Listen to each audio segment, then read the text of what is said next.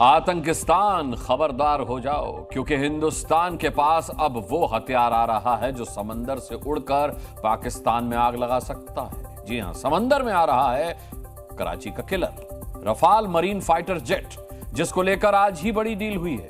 परमाणु बम दागने में सक्षम ये विमान एक उड़ान में पाकिस्तान के कोने कोने को तहस नहस करने का मादा रखता है।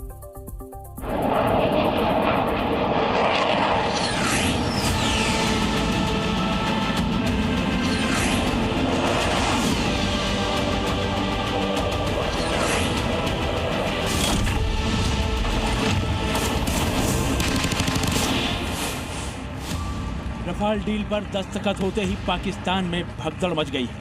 भारत फ्रांस के बीच 26 रफाल मरीन विमान पर समझौता हो चुका है। मतलब आज तो शहबाज मुनीर को नींद नहीं आएगी।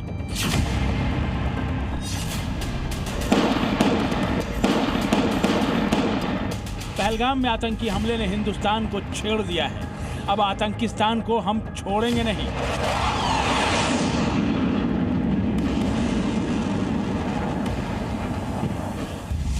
इसीलिए तो भारत अपने हथियारों को धार दे रहा है। एक दिन पहले ही समंदर में इंडियन नेवी ने एंटी शिप मिसाइलों की टेस्टिंग की और अब उसी समंदर में एटमी बम चलाने में माहिर रफाल मरीन की तैनाती का रास्ता साफ हो गया है। इस बार एयरफोर्स के लिए नहीं, बल्कि इंडियन नेवी की ताकत में रफाल इजाफा करेगा। मतलब जमीन से लेकर आसमान के बाद अब समंदर में भी रफाल की गर्जना सुनाई देगी।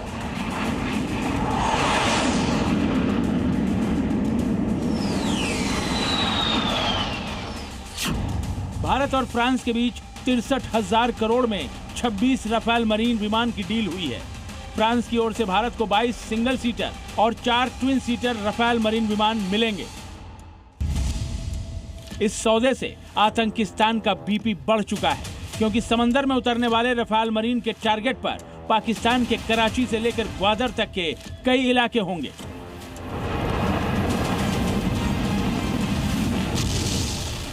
रफाल मरीन वेपन की खास बात यह है कि इनकी रेंज जो है 300 किलोमीटर की है। यानी कि अगर आप भारतीय नौसेना के अपने जो मरीन वाटर्स से भी अगर आप मिसाइल छोड़ेंगे तो 300 किलोमीटर तक जा सकती है। तो कराची तक पहुंचना तो बहुत आसान सी बात हो जाएगी। पाकिस्तान इसलिए भी डरा हुआ है क्योंकि रफाल मरीन विमान 2200 किलोमीटर प्रति घंटे की रफ्तार से हमला करता है।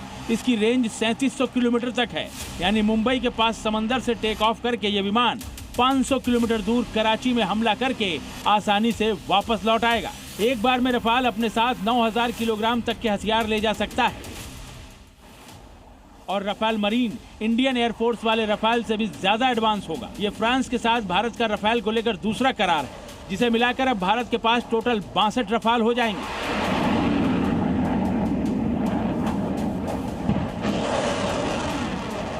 अभी तक फ्रांस भारत को 36 रफाल फाइटर जेट प्लेन दे चुका है, जो अंबाला और हाशिमारा में तैनात हैं। अब नई डील के तहत मिलने वाले 26 रफाल मरीन प्लेन नेवी को मिलेंगे। इनकी तैनाती विमान वाहक पोत INS विक्रांत और INS विक्रमादित्य पर होगी। एयरफोर्स के साथ ही इंडियन नेवी भी रफाल की गर्जना से दुश्मन के होश उड़ाएगी। इससे भारतीय सेना को डबल फायदा है। एक तो नेवी और एयरफोर्स के रफाल में कई चीजें कॉमन होंगी, जिससे ऑपरेट करने में आसानी भी होगी और खर्च भी बचेगा।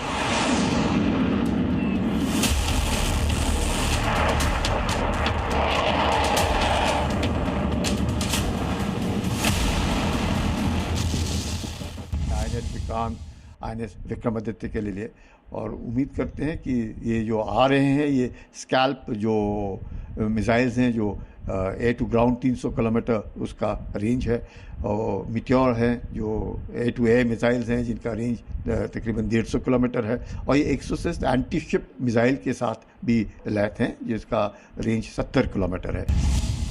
पहलगाम हमले के बाद हुई सुरक्षा मामलों की कैबिनेट समिति ने इस डील को मंजूरी दी थी और भारत को मिलने वाले रफाल मरीन में 5 ऐसे हथियार हैं जो दुश्मन को बेदम कर देंगे। रफाल मरीन पर स्कैल्प क्रूज मिसाइल लगेगी जो 550 किलोमीटर तक टारगेट को ध्वस्त कर सकती है। ये मिट्योर मिसाइल से भी लैस है जो लंबी दूरी तक हवा से हवा में मार करने वाली मिसाइल है।